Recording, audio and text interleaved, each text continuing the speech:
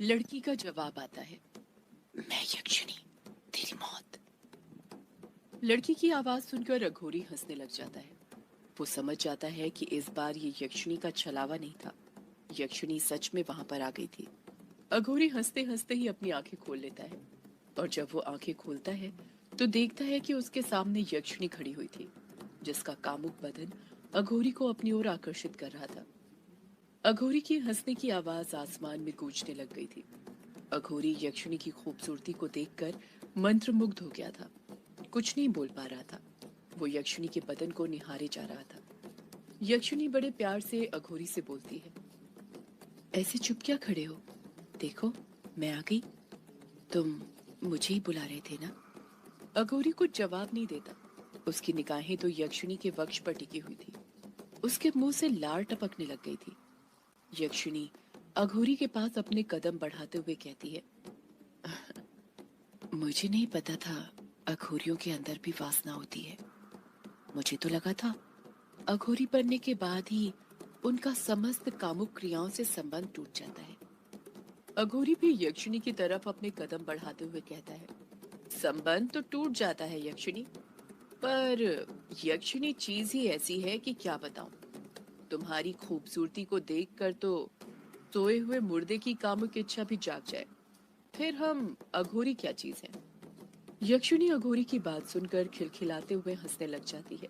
ऐसा लग रहा था जैसे उसे अघोरी की बातें सुनकर बहुत मजा आ रहा हो।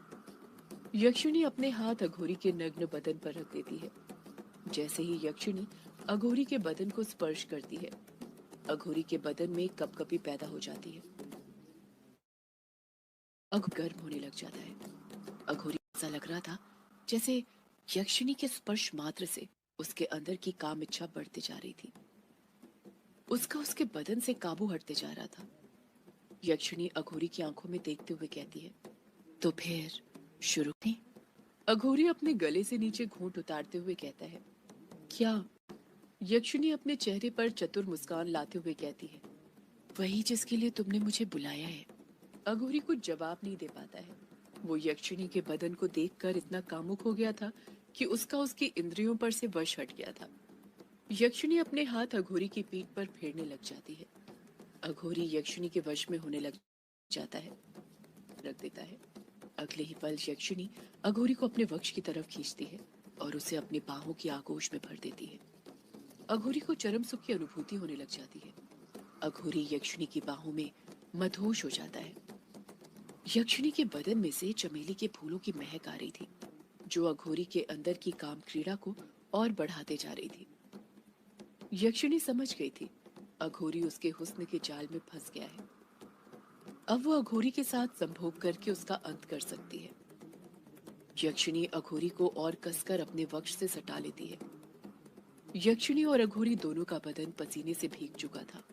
दोनों का बदन तपने लग गया था।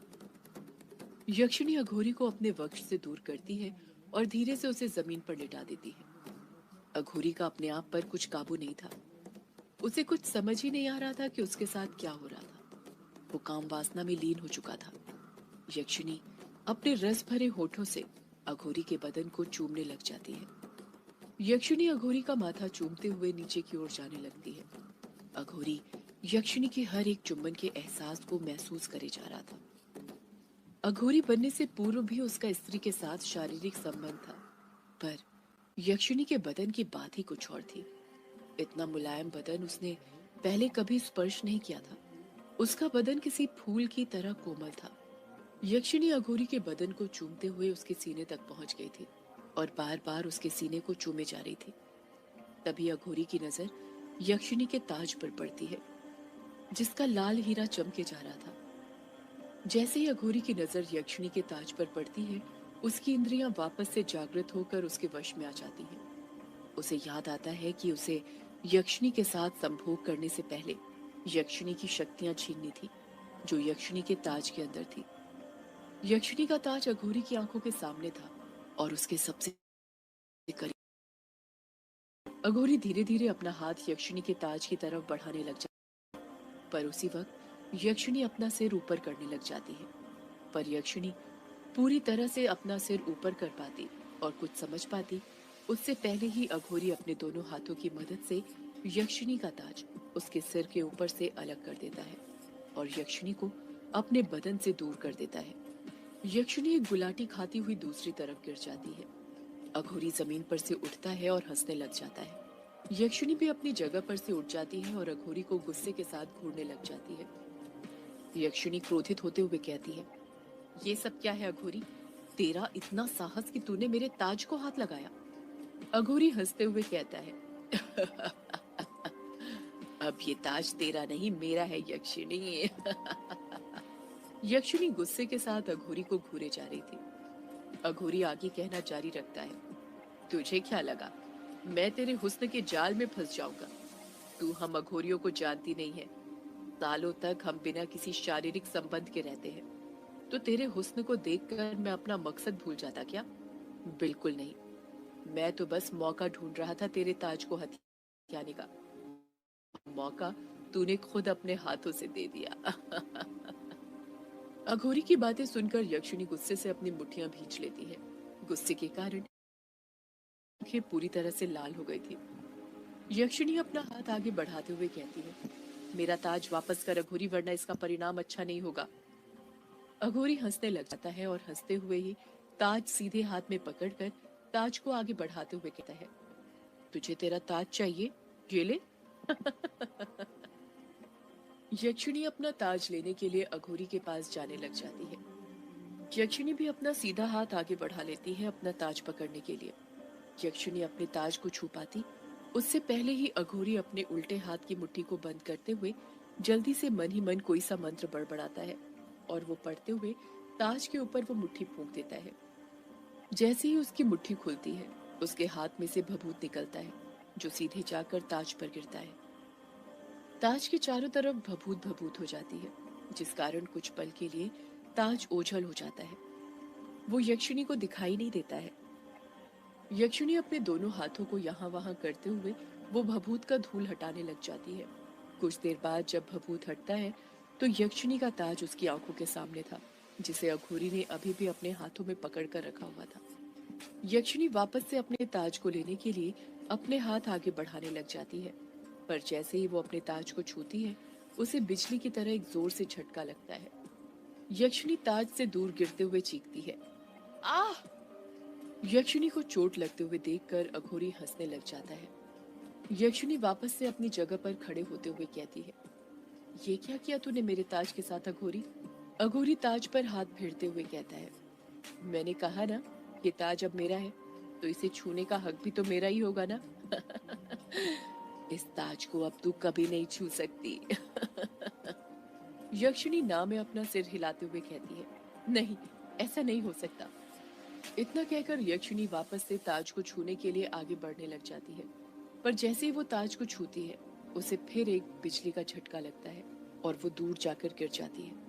यक्षिणी बार बार ताज को छूने के लिए जा रही थी, पर जैसे ही वो ताज को छूती थी, उसे जोर से झटका लगता था और वो दूर जाकर गिर जाती थी। यक्षिणी समझ गई थी कि अघोरी ने ताज पर जादू कर दिया था और वो ताज को चाह कर भी नहीं छू सकती थी। जब तक अघोरी का जादू खत्म नहीं हो जाता तब तक। अघोरी हंसते हुए कहता है, मैंने कहा ना तू ताज को नहीं छू सकती। अब ये ताज मेरा है। यक्षिणी अघोरी से पूछती है, तुझे क्या चाहिए अघोरी? क्यों तू ये सब कर रहा है? अघोरी कामुक आंखों से यक्षिणी के बदन को ऊपर से लेकर नीचे तक देखते हुए कहता है, मुझे तेरे बदन के ये सारे गहने चाहिए। इन गहनों पर भी अब मेरा हक है, ना कि तेरा। जैसे ही अघोरी ये बात बोलता है, यक्षिणी के गले का हार अपने आप उसके गले से निकल जाता है और हवा में उड़ते हुए उस संदूक में चला जाता है जो हवन कुंड के पास रखी हुई थी।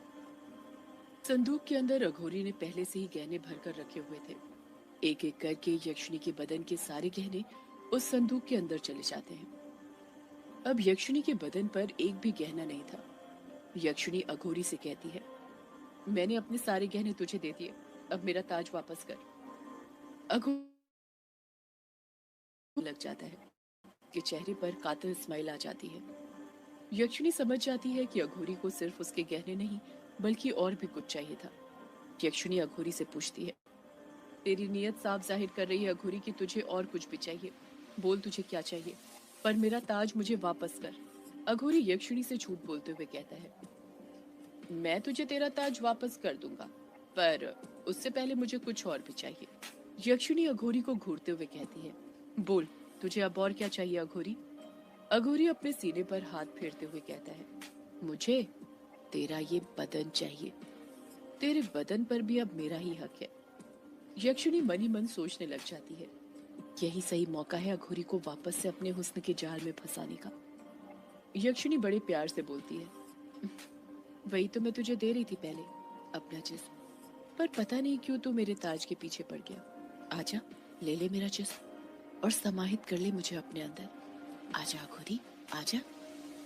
अघोरी धीरे धीरे अपने कदम यक्षिणी के पास बढ़ाने लग जाता है। जैसे ही अघोरी यक्षिणी के पास पहुंचता है, यक्षिणी वापस से उसके सीने पर हाथ फेरने लग जाती है और उसे अपना बनाने की कोशिश करने लग जाती है। अघोरी यक्षिणी का हाथ पकड़कर उसके हाथ को अपने सीने से दूर हटाते हुए कहता है, तुझे क्या लगता है मुझे तेरे अभिशाप के बारे में कुछ नहीं पता? मुझे तेरे अभिशाप के बारे में सब कुछ पता है। जैसे ही यक्षिणी अघोरी के मुंह से ये बात सुनती है, हक्की बक्की रह जाती है। उसे समझ नहीं आता कि अघोरी को उसके अभिशाप के बारे में कैसे पता चला था। अघोरी आगे कहता है, तू मेरे साथ भी वही करना चाहती थी ना जो बाकी मर्दों के साथ करती है। तू मुझे भी संभोग के बाद मार देती ना और मेरा दिल खाने लग जाती। यक्षिणी अघोरी से घबराने लग जाती है क्योंकि वो उसके बारे में सब कुछ जानकर आया था। उसे यक्षिणी की सारी बातें पता थी। अघोरी कहता है, तेरे जिस्म को तो मैं अपना बनाऊंगा ही, पर उससे पहले मैं तुझे अपना गुलाम बनाऊंगा। यक्षिणी को समझ नहीं आ रहा था कि वो क्या करे, कैसे अपने आप को अघोरी के हाथों से बचाए, क्योंकि यक्षिणी अपने ताज के बिना कुछ नहीं कर सकती थी। उसकी ज्यादातर शक्तियां उसके ताज के अंदर ही थी। वो 5 लकड़ी की मूर्तियां जो अघोरी ने अपने हाथों से बनाई थी, अघोरी उनकी तरफ देखने लग जाता है। यक्षिणी भी उनकी तरफ देखने लग जाती है। यक्षिणी के बिल्कुल समझ नहीं आ रहा था कि अघोरी आगे क्या करने वाला था। उन 5 मूर्तियों में से एक मूर्ति जो एकदम ठीक बनी थी, अघोरी उसकी तरफ अपने कदम बढ़ाने लग जाता है। अघोरी उस मूर्ति के सामने जाकर खड़ा हो जाता है। अघोरी यक्षिणी का ताज उस मूर्ति के सिर पर पहनाने लग जाता है। यक्षिणी गुस्से के साथ कहती है, ये तू क्या कर रहा है अघोरी? अघोरी हंसते हुए कहता है, तुझे अपना गुलाम बना रहा हूँ। इतना कहकर अघोरी यक्षिणी का ताज उस मूर्ति के सिर पर रख देता है। जैसे ही अघोरी उस मूर्ति के सिर के ऊपर यक्षिणी का ताज रखता है, आसमान में जोर से एक बिजली चमकती है। कुछ पल के लिए ऐसा लगता है जैसे रात में सवेरा हो गया हो। बिजली को चमकते देखकर अघोरी की आंखें भी चौंधिया गई थी। अघोरी अपने कदम उस संदूक के पास बढ़ाने लग जाता है जिसके अंदर यक्षिणी ने अपने गहने उतार कर रखे थे। अघोरी उस संदूक के अंदर हाथ डालता है और यक्षिणी की पायल निकालता है और वो पायल ले जाकर अघोरी उस मूर्ति को पहना देता है जिसे उसने कुछ देर पहले यक्षिणी का ताज पहनाया था। एक एक करके अघोरी यक्षिणी के बदन के सारे गहने उस लकड़ी की मूर्ति को पहना देता है जो उसने बनाई थी। कुछ ही पल में उस मूर्ति के ऊपर यक्षिणी के सारे गहने थे। यक्षिणी अभी भी समझ नहीं पाई थी कि अघोरी क्या करने वाला था। अघोरी मूर्ति के पास बैठता है और मूर्ति के पैर पकड़कर मंत्र बोलने लग जाता है। जैसे ही अघोरी मंत्र बोलता है, मूर्ति के पैरों में जान आ जाती है और यक्षिणी के पैर मूर्ति में बदल जाते हैं। यक्षिणी अब समझ गई थी कि अघोरी क्या करना चाहता था। वो यक्षिणी को मूर्ति में और मूर्ति को यक्षिणी में बदलना चाहता था, क्योंकि संभोग करने के बाद मूर्ति वाली यक्षिणी उसे मार नहीं सकती थी, क्योंकि मूर्ति वाली यक्षिणी पर यक्षिणी का अभिशाप लागू नहीं हो सकता था।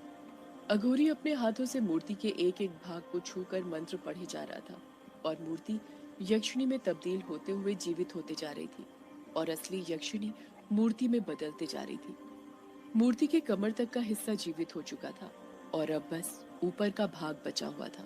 यक्षिणी अघोरी को मना करते हुए कहती है, रुक जा अघोरी, ऐसा मत कर, रुक जा। अघोरी नहीं रुकता है, मंत्र पढ़ते रहता है। यक्षिणी समझ गई थी कि अगर अघोरी अपने इरादों में कामयाब हो गया तो वो हमेशा हमेशा के लिए मूर्ति बन जाएगी। यक्षिणी फिर अघोरी को कहती है, रुक जा अघोरी, रुक जा। सदियों से है पुरानी ये है यक्षिणी की कहानी।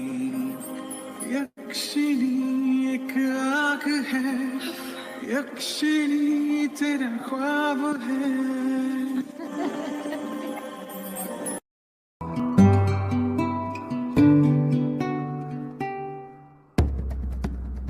यक्षिणी फिर अघोरी को रोकते हुए कहती है, रुक जा अघोरी, रुक जा।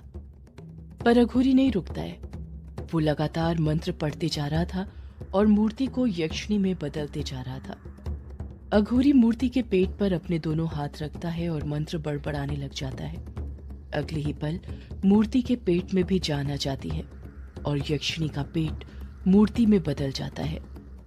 यक्षिणी अघोरी को गुस्से से भरी आंखें दिखाते हुए कहती है, मैं कहती हूँ रुक जा अघोरी, इसका परिणाम अच्छा नहीं होगा, रुक जा। अघोरी यक्षिणी की बात का पलटकर कुछ जवाब तो नहीं देता, बस उसे देखकर मुस्कुराने लग जाता है, क्योंकि वो जानता था यदि यक्षिणी मूर्ति बन गई तो यक्षिणी फिर कभी उसका कुछ नहीं कर पाएगी। देखते ही देखते मूर्ति गर्दन तक जीवित हो गई थी। अब बस उसका चेहरा जीवित होना बचा हुआ था। मूर्ति का बदन पूरी तरह यक्षिणी के बदन की तरह दिख रहा था। उसने कपड़े भी इस वक्त वही धारण किए हुए थे जो असली यक्षिणी ने किया था। असली यक्षिणी गर्दन तक मूर्ति में बदल चुकी थी। असली यक्षिणी के गर्दन के नीचे का हिस्सा बेजान हो गया था। वो लकड़ी की मूर्ति की तरह दिखने लग गई थी। अघोरी मूर्ति के चेहरे पर हाथ रखता है और मंत्र पढ़ने लग जाता है। अघोरी की आवाज गूंजने लग जाती है। ये मूर्ति का आखिरी हिस्सा था जो जीवित होने के लिए बचा हुआ था। यक्षिणी फिर अघोरी से कहती है, रुक जा अघोरी, बंद कर मंत्र पढ़ना, वरना मरेगा तू, रुक जा। पर अघोरी मंत्र पढ़ना बंद नहीं करता है, वो पढ़ते ही रहता है। मूर्ति का चेहरा भी यक्षिणी के चेहरे के रूप में बदलने लग गया था। तभी अचानक से यक्षिणी की आंखें पूरी तरह लाल हो जाती हैं। ऐसा लग रहा था जैसे यक्षिणी ने अपने अंदर का सारा गुस्सा अपनी आंखों में समाहित कर लिया था। अघोरी भी यक्षिणी की आंखें देखकर डर जाता है, क्योंकि उसे यक्षिणी की आंखों में अपनी मौत नजर आने लग जाती है। देखते ही देखते यक्षिणी की चोटी लंबे होने लग जाती है और सांप की तरह हिलने लग जाती है। ये देखकर अघोरी हकलाने लग जाता है। उसे मंत्र बोलने में दिक्कत होने लग जाती है। यक्षिणी की चोटी लंबी होकर सांप की तरह हवा में रेंगकर अघोरी के मुंह पर लिपटने लग जाती है। यक्षिणी ने अघोरी के मुंह को अपनी चोटी से बंद कर दिया था, जिस कारण वो कुछ बोल नहीं पा रहा था। मंत्रों की आवाज आनी बंद हो गई थी, जिस वजह से जिस मूर्ति में जान आई थी वो मूर्ति वापस से मूर्ति बनने लग गई थी और यक्षिणी के गर्दन के नीचे का हिस्सा भी वापस से जीवित हो गया था। देखते ही देखते मूर्ति वापस से मूर्ति बन जाती है और यक्षिणी वापस से यक्षिणी। मुंह बंद होने के कारण अघोरी कुछ नहीं कर पाता है। अघोरी बहुत मुश्किल से ना में अपना सिर हिलाते हुए दबी हुई आवाज में कहता है, नहीं, ये नहीं हो सकता, ये नामुमकिन है। यक्षिणी अघोरी को डरता हुआ देखकर हंसने लग जाती है। उसकी डरावनी आवाज आसमान में गूंजने लग गई थी। अघोरी दबी आवाज में कहता है, तेरी शक्तियां तो ताज में थी, फिर ये तूने कैसे किया? तेरे पास शक्तियां कहां से आई? यक्षिणी हंसते हुए जवाब देती है, ताज में यक्षिणी की शक्तियां थी, डायन की नहीं। तू ये कैसे भूल गया? यक्षिणी एक डायन है और डायन की शक्तियां उसकी चोटी में होती हैं। जिस अभिशाप को मैं सदियों से कोस रही हूँ, उसी अभिशाप ने आज मुझे बचाया है। मैं चाहती तो तुझे कब का मार देती, पर मैं देखना चाहती थी कि तू किस हद तक गिर सकता है, और मुझे पता चल गया है कि तू जीने का हकदार नहीं है। अघोरी के नाम पर पाखंडी है तू, पाखंडी। इतना कहकर यक्षिणी अपनी चोटी की पकड़ और मजबूत कर देती है, जिस कारण अघोरी कुछ नहीं बोल पाता है। यक्षिणी जानती थी अगर उसने अघोरी के मुंह से अपनी चोटी की पकड़ छोड़ी तो अघोरी फिर से मंत्र पढ़ने लग जाएगा और दोबारा अघोरी पर काबू करना मुश्किल होगा, क्योंकि अघोरियों के पास मंत्रों की शक्ति होती है।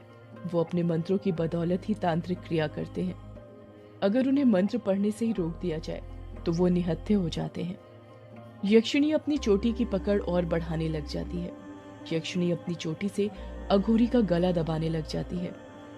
अघोरी का दम घुटने लग जाता है। अघोरी का गला लाल होने लग गया था।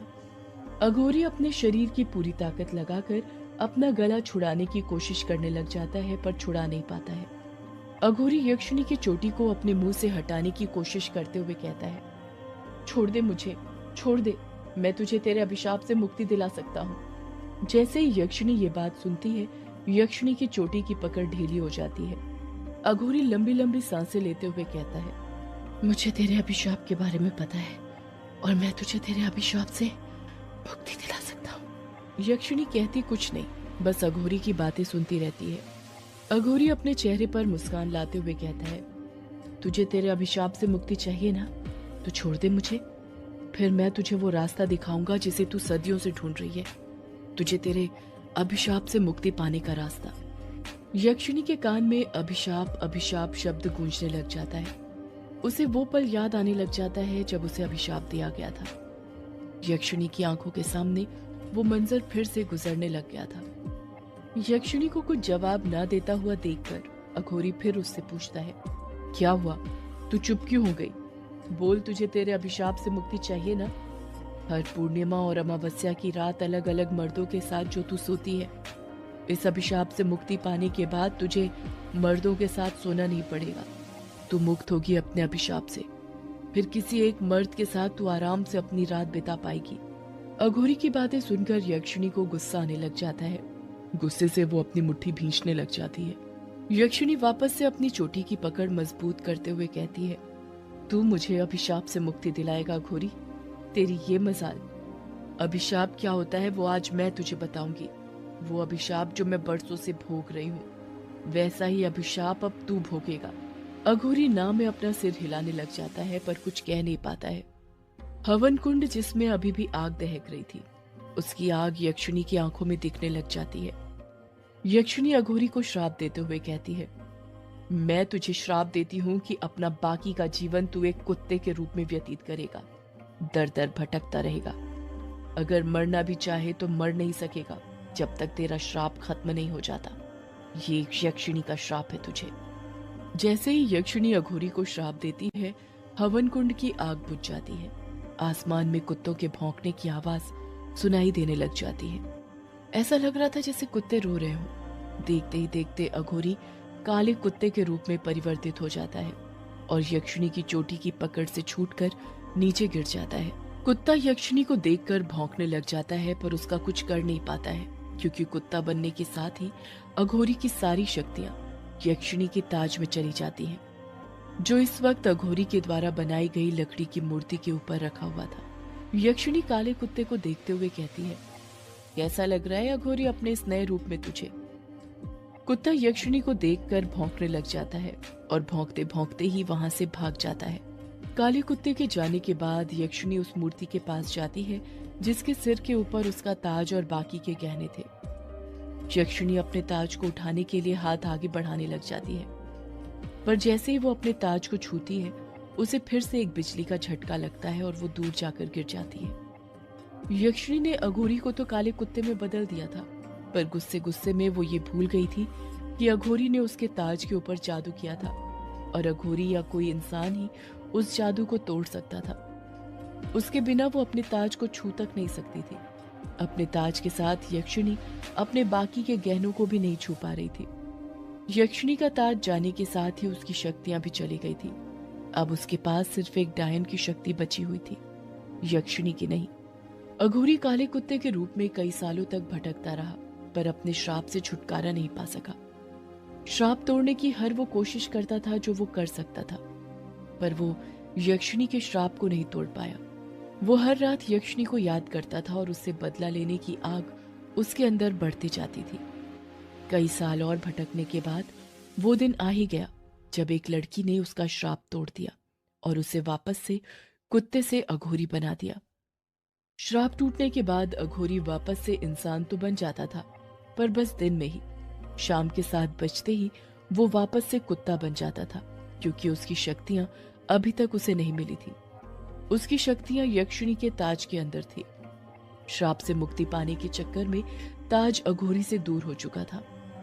इंसान बनने के बाद अघोरी ने वापस से अपना ताज ढूंढना शुरू कर दिया और कुछ महीनों के अंदर ही वापस से ताज ढूंढ लिया। पर जब ताज उसके हाथ में आया तो वो अधूरा था। उसके अंदर का हीरा गायब था, जिस कारण अघोरी को उसका असली रूप वापस मिल गया। साथ ही उसे एक नई शक्ति मिली और वो थी नर कुत्ते की शक्ति, जिसमें उसका धड़ तो इंसान की तरह रहता था पर सिर कुत्ते की तरह हो जाता था। अघोरी अब जब चाहे इंसान से नर कुत्ते में बदल सकता था। अब वो तलाश कर रहा था तो ताज के हीरे की, ताकि उसे उसकी पूरी शक्तियां मिल जाए, साथ में यक्षिणी की शक्तियां भी। वो अघोरी आज भी हीरे की तलाश ही कर रहा है। हीरे की तलाश में यहाँ से वहां भटक रहा है। पढ़ते पढ़ते अभिमन्यु चुप हो जाता है। उसके चुप होने के साथ ही वहां पर खड़े सभी लोग कहानी में से बाहर आ जाते हैं। कहानी सुनने के बाद सबकी बोलती बंद हो गई थी। एक खामोशी सी ग्रेवयार्ड कोठी में छा गई थी। युग उस खामोशी को तोड़ते हुए अभिमन्यु से पूछता है, तू चुप क्यों हो गया? आगे पढ़ और बता, उस अघोरी को ताज के अंदर का हीरा मिला या नहीं? अभिमन्यु मायूसी के साथ कहता है, यार इसमें यहीं तक लिखा हुआ है, आगे कुछ नहीं लिखा। कछुआ हड़बड़ाहट के साथ कहता है, मतलब हमें नहीं पता चल पाएगा कि अघोरी को उसकी शक्तियां मिली या नहीं? कोई कुछ जवाब नहीं देता है। सब खामोश रहते हैं क्योंकि किसी के पास कछुए के सवाल का कोई जवाब नहीं था। शालिनी बारी बारी सबके चेहरे देखती है, उसके बाद अपनी नजरें युग पर रोकते हुए कहती है, काफी अच्छी कहानी थी अघोरी और यक्षिणी की। आप भी अपने पापा की तरह अच्छी कहानी लिख लेते हैं युग जी। जैसे ही शालिनी ये बात बोलती है सब युग की तरफ देखने लग जाते हैं। युग अपने हाथों से ना में इशारा करते हुए कहता है, ये कहानी मैंने नहीं लिखी शालिनी, भला मैं कहानी कैसे लिख सकता हूँ?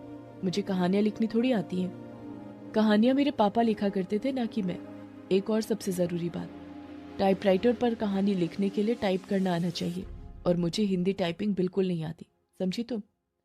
शालिनी युग को घूरते हुए कहती है, अगर आपने ये कहानी नहीं लिखी तो किसने लिखी फिर? कायर अपने हाथों से टाइपराइटर की तरफ इशारा करते हुए कहता है, इस टाइपराइटर ने शालिनी।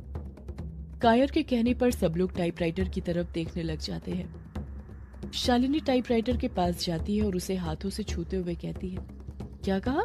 इस टाइपराइटर ने? कायर शालिनी को अपनी बातों पर यकीन दिलाते हुए कहता है, हाँ शालिनी, इस टाइपराइटर ने। तुम्हें नहीं पता, ये टाइपराइटर जादुई टाइपराइटर है। ये अपने आप चलता है। इस टाइपराइटर में आज तक जो भी हमें टाइप किया हुआ मिला है सब सच हुआ है। शालिनी हिचकिचाहट के साथ पूछती है, मतलब सच में कोई अघोरी है जो नर कुत्ता बन जाता है? कछुआ शालिनी के सवाल का जवाब देते हुए कहता है, हाँ शालिनी, वो अघोरी सच में है। मैंने भी उसके बारे में बहुत सुना था, पर वो नर कुत्ता बनता है या नहीं ये मुझे नहीं पता। पर इस कहानी में जिस हवेली का जिक्र किया गया है, ये वही हवेली है जिसमें अब युग के बड़े पापा रहते हैं। युग कछुए पर चिढ़ते हुए कहता है, कुछ भी मत बोल कछुए। कछुआ अपनी बात की गवाही देते हुए कहता है, कुछ भी नहीं बोल रहा हूँ युग। याद कर, मैंने तुझे एक बार बताया था ना कि तेरे बड़े पापा भी पहले बहुत गरीब थे, पर जब वो उस हवेली में गए तो उनके दिन बदल गए। वो अचानक से अमीर बन गए। मुझे तो लगता है जरूर उनके हाथ अघोरी का खजाना लग गया होगा। कायर कछुए की बात से सहमत होते हुए कहता है, युग, कछुआ ठीक बोल रहा है, मुझे भी यही लगता है। अभिमन्यु, तुझे क्या लगता है? अभिमन्यु कुछ जवाब नहीं देता है क्योंकि उसका ध्यान उन लोगों की बातों पर था ही नहीं। वो तो अभी भी उन पेजेस को देख रहा था जिस पर कहानी टाइप करी हुई मिली थी। कछुआ अभिमन्यु को घूरते हुए कहता है, अरे अभिमन्यु, अब क्या देख रहा है उन पेजेस में? अघोरी की कहानी खत्म हो चुकी है, दोबारा पढ़ने से भी कुछ फायदा नहीं होने वाला है। कहानी वैसी की वैसी ही रहेगी, बदलने वाली नहीं है। अघोरी यक्षिणी से उसकी शक्तियां छीन चुका है जो अब ताज के अंदर है। अभिमन्यु अभी भी कुछ जवाब नहीं देता है। वो बड़े गौर से पेजेस को देख रहा था। सभी को अभिमन्यु का ऐसा बर्ताव बहुत अजीब लगता है। युग अभिमन्यु के पास जाता है और उसके कंधों पर हाथ रखते हुए कहता है, इतने गौर से क्या देख रहा है तू इसमें? अभिमन्यु युग की तरफ देखते हुए कहता है, नक्शा युग। युग बिचकते हुए कहता है, क्या कहा? नक्शा? कैसा नक्शा?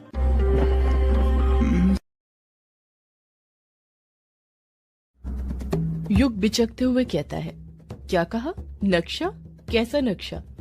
अभिमन्यु युग के सवाल का जवाब देते हुए कहता है, ये देख युग, इन पेपर्स में जो सबसे आखिरी वाला पेपर था उसके पीछे पेंसिल से कुछ बना हुआ है, किसी नक्शे की तरह लगता है। युग अभिमन्यु के हाथ से वो पेपर लेते हुए कहता है, जरा दिखाना। युग उस पेपर को गौर से देखने लग जाता है और उसे समझने की कोशिश करने लग जाता है। युग उस पेपर को देखते हुए कहता है, हाँ यार, तूने सही कहा, ये तो किसी नक्शे की तरह लग रहा है, पर ये किस चीज का नक्शा हो सकता है? युग के कहने पर उसके दोस्त भी बारी बारी उस नक्शे को देखने लग जाते हैं। कछुआ उस नक्शे को देखकर हैरानी के साथ कहता है, यार आज तक तो हमें इस टाइपराइटर से बस कहानी टाइप करी हुई मिलती थी, पर आज तो एक नक्शा भी मिल गया। ये तो गजब ही हो गया। कायर कछुए को टोकते हुए कहता है, कछुए पगला रहा है क्या? भला कोई टाइपराइटर कैसे नक्शा बना सकता है? तुझे दिख नहीं रहा क्या इसे पेंसिल से बनाया गया है? कछुआ झट से कहता है, यार जिस भी चीज से बनाया गया हो, टाइपराइटर से या पेंसिल से, सवाल ये नहीं है। सवाल ये है कि ये नक्शा कागज के पीछे किसने बनाया होगा और क्यों।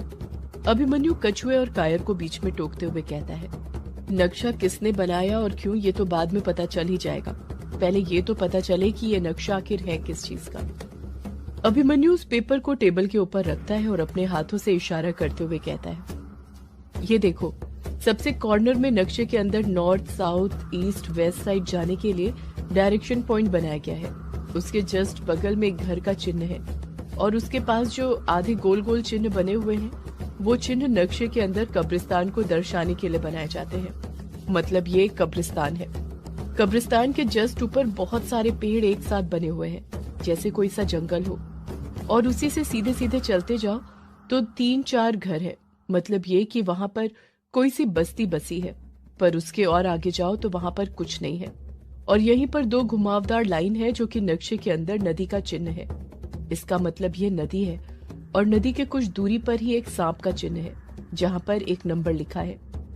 1 नंबर के बाद सीधे 4 नंबर लिखा है, जहां पर गोल सा बड़ा सा मैदान नजर आ रहा है। इतना बोलकर अभिमन्यु चुप हो जाता है। सब लोग अभिमन्यु को एकटक नजर से देखने लग जाते हैं, क्योंकि अभी तक अभिमन्यु ने जो भी बोला था सब उनके सिर के ऊपर से निकल गया था। कछुआ अपना सिर खुजाते हुए कहता है, यार तुझे इस छोटे से कागज में इतना सब कुछ दिख भी रहा है? मुझे तो ये नर्सरी क्लास के किसी बच्चे की पेंटिंग लगती है। सॉरी, नर्सरी क्लास का बच्चा भी इससे अच्छी पेंटिंग बनाता होगा। अभिमन्यु कछुए के कंधों पर हाथ रखते हुए कहता है, तू नहीं समझेगा कछुए, नक्शे ऐसे ही बनाए जाते हैं। अब मुझे डिस्टर्ब मत कर, सोचने दे आखिर ये नक्शा किस जगह का हो सकता है। अभिमन्यु के साथ ही सब लोग उस नक्शे पर अपनी नजरें गड़ा लेते हैं और दिमाग लगाने लग जाते हैं कि वो नक्शा किस जगह का हो सकता है। इस तरफ अमोदिता अपने कमरे के अंदर रजनी के साथ बैठी हुई थी। अमोदिता ने अभी तक अपने कानों में सोने के झुमके पहने हुए थे, साथ में उसने हाथों में भी सोने के कंगन पहने हुए थे। अमोदिता रजनी से बहुत नाराज लग रही थी। किसी बात को लेकर उन दोनों में बहुत देर से बहस हो रही थी। कमरे का दरवाजा टिका हुआ था, जिस कारण कमरे के अंदर की आवाजें बाहर नहीं जा रही थी। अमोदिता रजनी से कहती है, ये सब तुम्हारी गलती है माँ, मुझे पता है जरूर तुमने ही कुछ कांड किया है।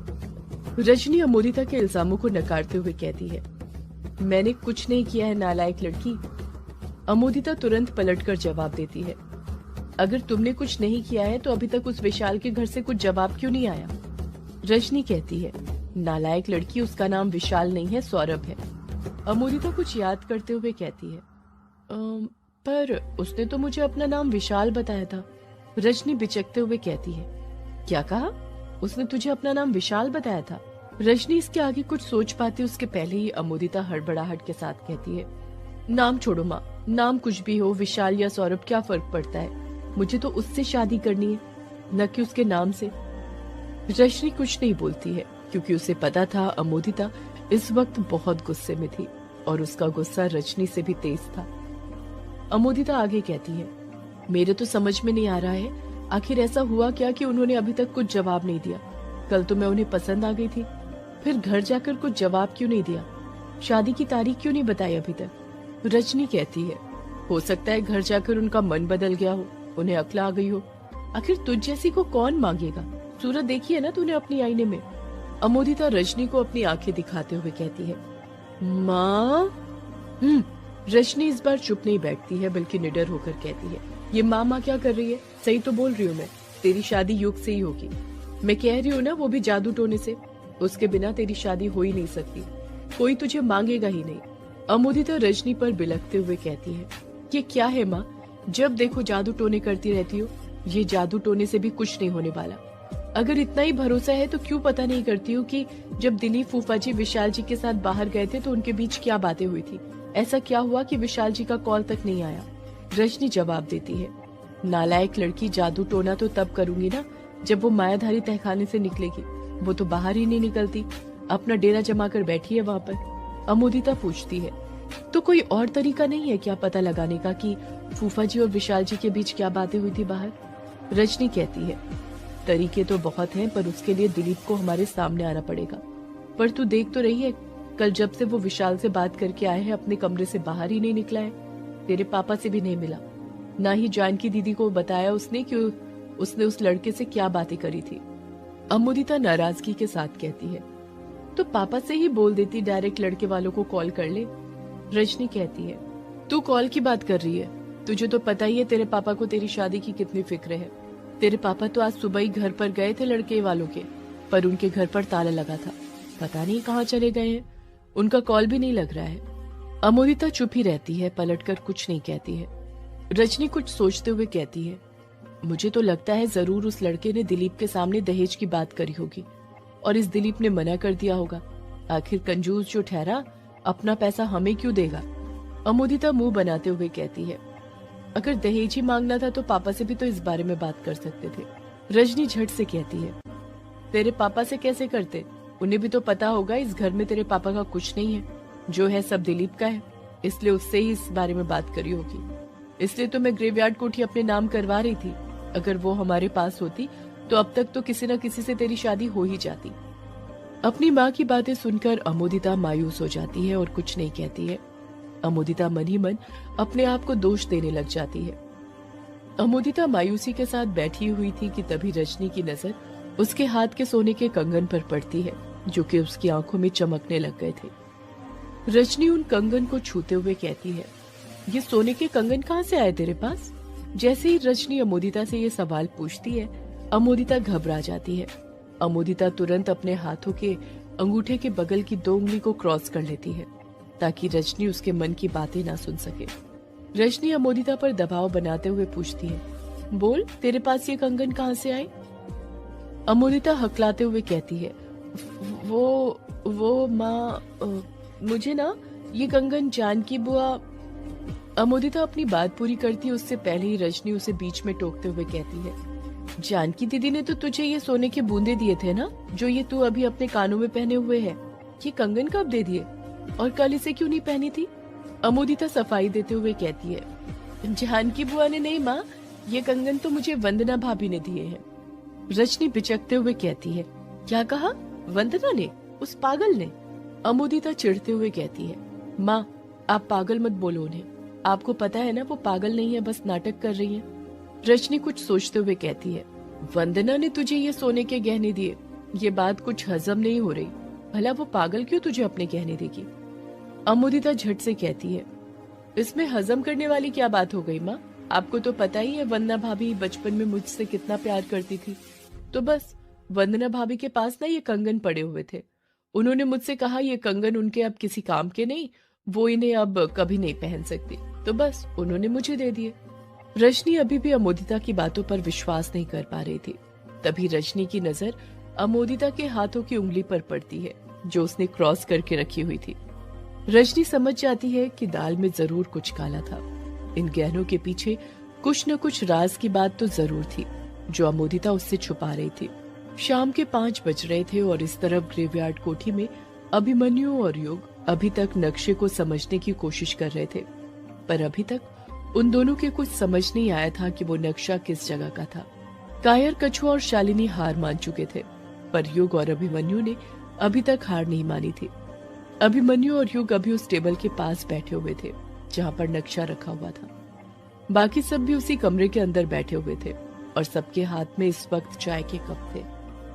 बस अभिमन्यु और युग की चाय टेबल पर रखी हुई थी, दोनों नक्शे के अंदर खोए हुए थे। कछुआ अभिमन्यु और युग को टोकते हुए कहता है, यार तुम दोनों अभी तक उस नक्शे को लेकर बैठे हो, रख क्यों नहीं देते उसे? कायर भी कछुए का साथ देते हुए कहता है, हाँ यार छोड़ो नक्शे को, क्या करना है जानकर कि किस चीज का है, चाय पियो वरना ठंडी हो जाएगी। युग और अभिमन्यु कायर और कछुए की बात का कुछ जवाब नहीं देते हैं। वो दोनों तो आपस में ही फुसफुसाते हुए बात कर रहे थे। अभिमन्यु नक्शे में अपना हाथ रखते हुए युग से कहता है, युग ये देख, ये यहाँ पर घर बने हैं और यहाँ पर नहीं, इसका मतलब ये है कि यहाँ पर कोई नहीं रहता है। युग अभिमन्यु की बात में हामी भरते हुए कहता है, हाँ, और ये वाली जगह देख, यहीं से नदी कनेक्ट है। कछुआ फिर अभिमन्यु को टोकते हुए कहता है, यार ये नक्शा जिसने भी बनाया है वो सीधे सीधे नहीं बना सकता था क्या? नाम ही लिख देता जगह का। देख रहा है ना समझने में कितनी प्रॉब्लम हो रही है। अभिमन्यु इस बार कछुए की बात का जवाब देते हुए कहता है, कछुए, खुफिया नक्शे ऐसे ही बनाए जाते हैं जिसमें प्रतीक चिन्ह बनाए जाते हैं, ना कि नाम लिखा जाता है। और वो इसलिए ताकि ये किसी गलत हाथों में ना पड़े, और पड़ भी जाए तो कोई इसे समझ न पाए। कछुआ पूछता है, ऐसी कौन सी खुफिया जगह का नक्शा है ये? अभिमन्यु जवाब देता है, वही तो पता करने में लगे हैं हम दोनों। इतना कहकर अभिमन्यु वापस से अपना ध्यान नक्शे में लगा लेता है। अभिमन्यु और युग नक्शा देख ही रहे थे कि तभी अचानक से वहां पर कब शालिनी आ जाती है उन दोनों को पता ही नहीं चलता। शालिनी नक्शे में अपना हाथ रखते हुए कहती है, कभी कभी सब चीजें हमारे सामने होती हैं, बस हम उसे देख और समझ नहीं पाते हैं। युग और अभिमन्यु शालिनी को घूरने लग जाते हैं, पर कहते कुछ नहीं क्योंकि उन्हें शालिनी की बातें बिल्कुल समझ में नहीं आई थी। शालिनी नक्शे के अंदर जो कब्रिस्तान बना था वहां पर हाथ रखते हुए कहती है, मुझे तो ये कब्रिस्तान के पास जो बड़ा सा घर दिख रहा है ना, वो ग्रेवयार्ड कोठी की तरह लग रहा है। कछुआ शालिनी की बातों पर हंसते हुए कहता है, ये लो, अब तो शालिनी को नक्शे में ग्रेवयार्ड कोठी भी दिखने लग गई।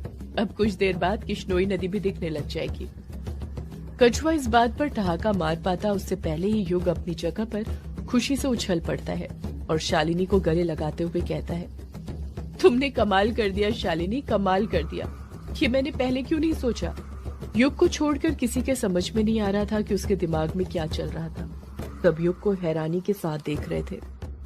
जब से युग ने शालिनी को गले लगाया था, शालिनी तो युग की आंखों में खो सी गई थी। कछुआ और कायर भी उठकर टेबल के पास आ जाते हैं जहां पर नक्शा रखा हुआ था। कायर युग से पूछता है, शालिनी ने क्या कमाल कर दिया, जरा हमें भी बताएगा? युग नक्शे की तरफ इशारा करते हुए कहता है, ये देखो, ये जो जगह है ना, ये हमारी ग्रेवयार्ड कोठी है, और यहीं से नॉर्थ साइड हम जाएं तो एक जंगल पड़ रहा है, और ये जंगल कोई और नहीं बल्कि अपना काला झाड़ी जंगल है। कछुआ नक्शे में हाथ रखते हुए पूछता है, और ये अभिमन्यु जो अभी बोल रहा था कि यहाँ घर बने हैं, यहाँ पर नहीं, ये कौन सी जगह है? युग कछुए के सवाल का जवाब देते हुए कहता है, ये अपना गांव है बंगला मुडा। ये देख, अगर हम सीधे सीधे जाएं तो पहले घर पड़ेंगे, फिर नहीं, क्योंकि यहाँ पर कोई नहीं रहता। ये गांव का आखिरी छोर है और यहीं पर काला झाड़ी जंगल और किश्नोई नदी भी है, जो एक दूसरे से सटे हुए हैं। अभिमन्यु पहले नक्शा देखते हुए युग की बात से सहमत होते हुए कहता है, युग एकदम ठीक बोल रहा है। युग शालिनी पर शक करते हुए पूछता है, शालिनी, तुम्हें कैसे पता कि नक्शे में ये जो घर है कब्रिस्तान के पास वाला, वो ग्रेवयार्ड कोठी है?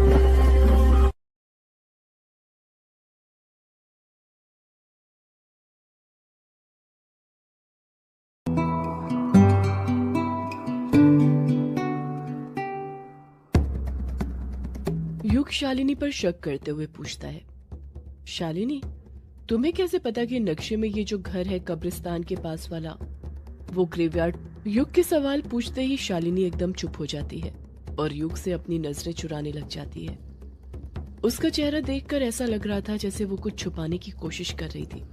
युग फिर शालिनी से पूछता है, बोलो शालिनी, मैं कुछ पूछ रहा हूँ, तुम्हें कैसे पता कि ये ग्रेवयार्ड कोठी है? शालिनी हंसकर बात को टालते हुए कहती है, इसमें लगने वाली क्या बात है युग जी, आपने ही तो बताया था कि ये ग्रेवयार्ड कोठी कब्रिस्तान के ऊपर बनी हुई है। तो बस मैंने ऐसे ही बोल दिया कि ये ग्रेवयार्ड कोठी है, और देखिए बाकी की चीजें आपने खुद पहचान ली नक्शे की। मैंने कहा था ना आपसे, सब कुछ हमारी आंखों के सामने होता है, बस हम उसे समझ नहीं पाते हैं। युग शालिनी से कुछ पूछता उससे पहले ही अभिमन्यु कुर्सी पर से खड़े होते हुए कहता है, नक्शा कहाँ का है ये तो पता चल गया, फिर अब चले? युग हैरानी के साथ पूछता है, चले? पर कहाँ? अभिमन्यु जवाब देता है, इस जगह पर जहाँ ये एक नंबर लिखा है, वहीं पर तो पहुंचकर पता चलेगा कि यहाँ पर ऐसा क्या है जिस कारण ये मैप बनाने की जरूरत पड़ी। कायर अभिमन्यु को मना करते हुए कहता है, तू पागल हो रहा है क्या अभिमन्यु? हम यहाँ पर नहीं जाएंगे। तू अपने पैर पर खुद कुल्हाड़ी मारने वाली बात कर रहा है। अगर यहाँ पर खतरा हुआ तो? अभिमन्यु कायर को समझाते हुए कहता है, यार खतरा तो हर चीज में होता है, पर इसका मतलब ये तो नहीं कि हम वो काम करें ही नहीं। तू खुद सोच कर देख, ये नक्शा हमें इस कहानी के साथ मिला है, और तुझे पता है ना कि टाइपराइटर में आज तक जो भी टाइप हुआ है सब सच हुआ है। मुझे तो लगता है ये अघोरी और यक्षिणी की कहानी भी सच ही थी, और इस नक्शे का भी इन दोनों से ही कुछ न कुछ लेना देना होगा। कायर तुरंत कहता है, इस नक्शे का किसी के साथ भी लेना देना हो मुझे उससे फर्क नहीं पड़ता है, पर मैं तो वहां पर नहीं जाऊंगा और ना ही तुम लोगों को जाने दूंगा। अभिमन्यु कायर को मनाते हुए कहता है, कायर मेरी बात समझने की कोशिश कर, हमारा वहां पर जाना बहुत जरूरी है। हो सकता है वहां पर अघोरी का खजाना हो जो हमें मिल जाए। कछुआ ख्याली पुलाव पकाते हुए कहता है, क्या कहा? खजाना? अभिमन्यु कछुए के मन में लालच भरते हुए कहता है, हाँ कछुए, अघोरी का खजाना। तुझे भी पता है ना अघोरी के पास कितना खजाना था, इतना कि तेरी 7 पुश्ते तक बैठे बैठे खाए। अगर वो खजाना अपने हाथ लग गया तो तू राज करेगा, राज। कछुआ अभिमन्यु की बातों में आ जाता है और उसका साथ देते हुए कहता है, मैं तो अभिमन्यु के साथ चलने के लिए बिल्कुल तैयार हूँ, मुझे भी अघोरी का खजाना चाहिए। युग अभिमन्यु को मना करते हुए कहता है, पर मैं तैयार नहीं हूँ, मुझे कायर की बात ठीक लगती है, वहां पर जाना ठीक नहीं है, वहां हमारी जान को खतरा हो सकता है। अभिमन्यु युग पर चिढ़ते हुए कहता है, यार युग अब तू शुरू मत हो जा भाई, सुबह से लगे थे हम दोनों ये पता करने में कि ये नक्शा किस जगह का है, और अब जब पता चल गया तो तू अपने हाथ पीछे खींच रहा है। युग अभिमन्यु से, यार नक्शे का पता करना और वहां पर जाना दोनों बात अलग अलग है, हमें नहीं पता वहां पर कौन सी नई मुसीबत होगी जो हमारा इंतजार कर रही होगी। वैसे ही बहुत सी मुसीबतें हैं जीवन में, मैं और मुसीबत अपने सिर नहीं लेना चाहता। अभिमन्यु झट से कहता है, ये भी तो हो सकता है ना वहां कोई सी नई मुसीबत ना होकर हमारे सारे सवालों के जवाब हो। युग बिचकते हुए पूछता है, हमारे सवालों के जवाब हो मतलब? मैं तेरे कहने का मतलब समझा नहीं। अभिमन्यु युग को समझाते हुए कहता है, मतलब ये कि ये भी तो हो सकता है वहां पर हमें अघोरी मिल जाए, और अभी अभी तूने देखा ना कहानी में साफ लिखा हुआ था कि अघोरी को पता था कि यक्षिणी को क्या अभिशाप मिला था। इतना ही नहीं, कहानी में अघोरी यक्षिणी से ये भी कह रहा था कि वो उसे अभिशाप से मुक्ति दिलवा सकता है।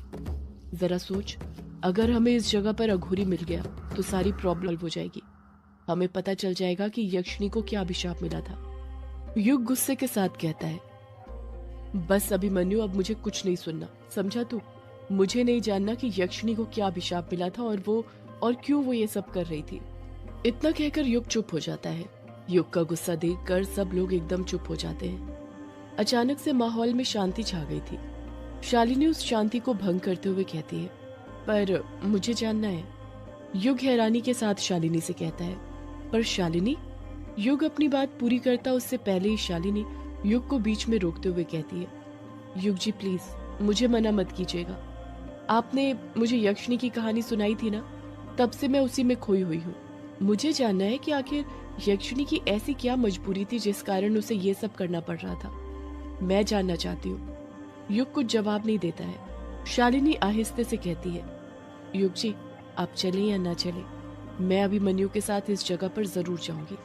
शालिनी गुस्से के साथ आखिरी में फुसफुसाते हुए कहती है, मुझे उस अघोरी से मिलना है, अपने कहने वापस लेने हैं। कछुआ भी अभिमन्यु का साथ देते हुए कहता है, मैं भी अभिमन्यु के साथ जरूर यहाँ पर जाऊंगा, अघोरी मिले या ना मिले उसका खजाना जरूर मिलना चाहिए। अभिमन्यु खुश होते हुए कहता है, शालिनी और कछुआ तो मेरे साथ चलने के लिए तैयार है, अगर तुम दोनों को भी चलना है तो चलो, वरना हमारी टीम में इतने ही लोग काफी हैं, हम लोग अघोरी के ठिकाने तक पहुंच जाएंगे। युग और कायर कुछ जवाब नहीं देते हैं, चुपचाप खड़े रहते हैं। उन दोनों को समझ में नहीं आ रहा था कि क्या करें, अघोरी के ठिकाने पर जाएं या नहीं। अभिमन्यु शालिनी और कछुए को देखते हुए कहता है, तो चले फिर। शालिनी और कछुआ दोनों एक साथ कहते हैं, हाँ चलो।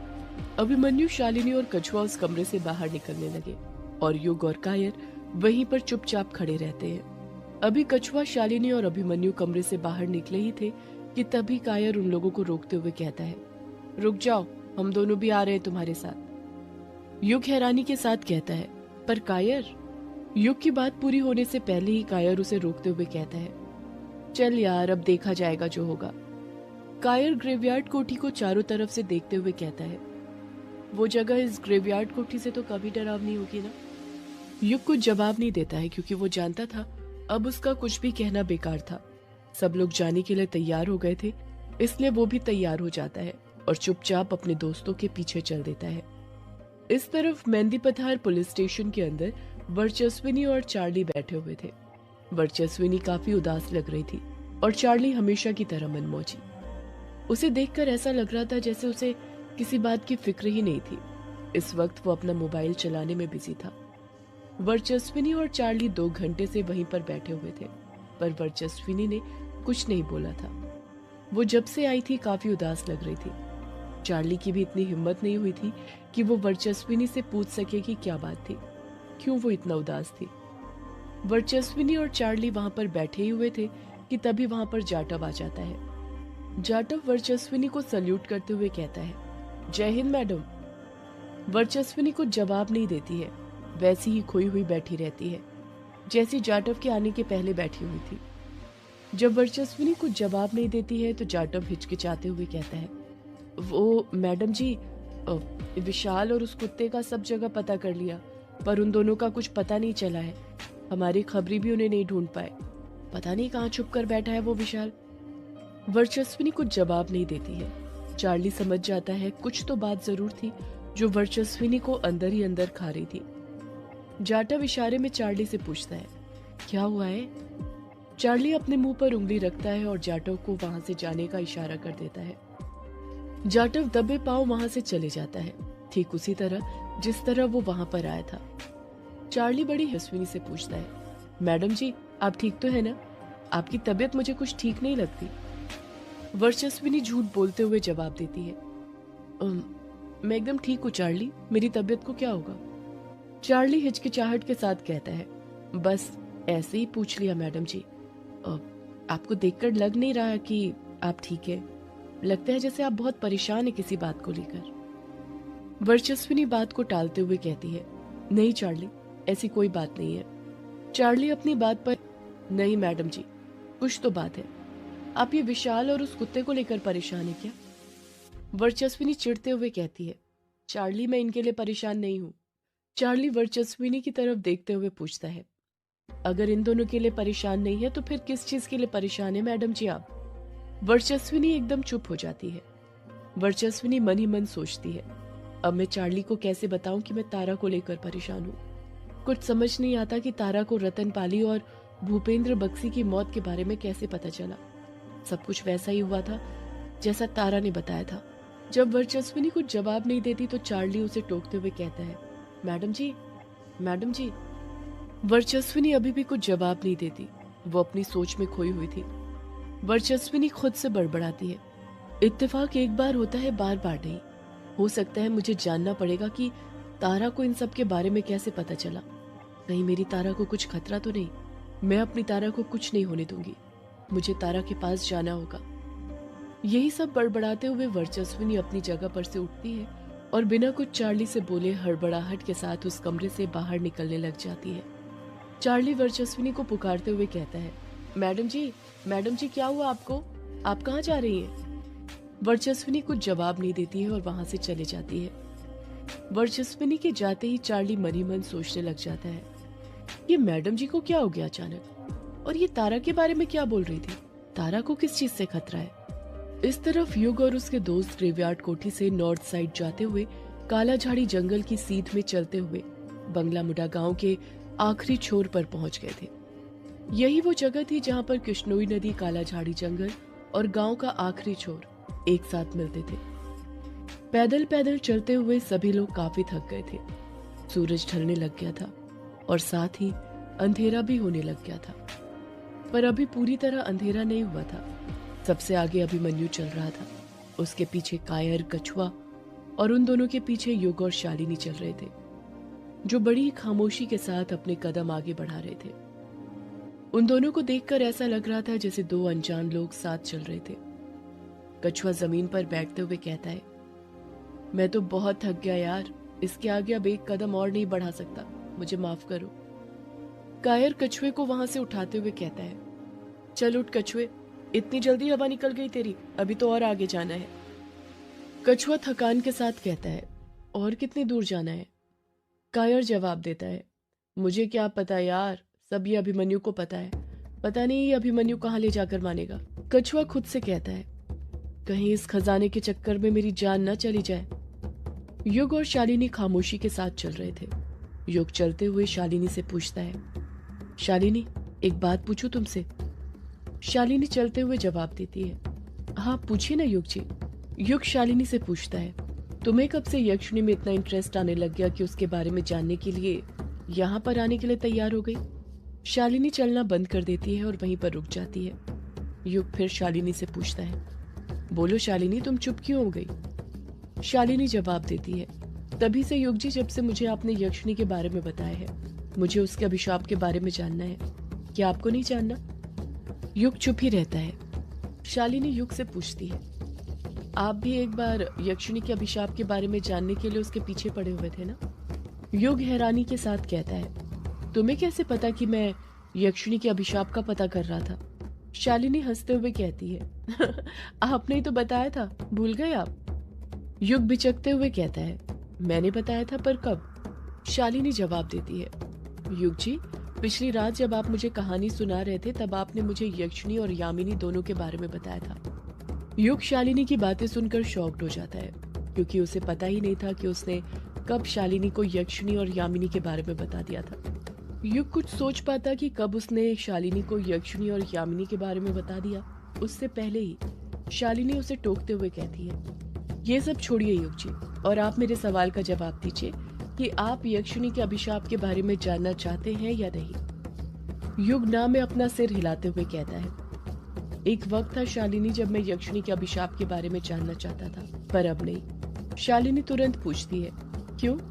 आप यक्षिणी के अभिशाप के बारे में अब क्यों नहीं जानना चाहते हैं? युग जवाब देता है, क्योंकि अब यक्षिणी मर चुकी है, उसके अभिशाप के बारे में जानने से कोई मतलब नहीं। शालिनी युग की आंखों में देखते हुए कहती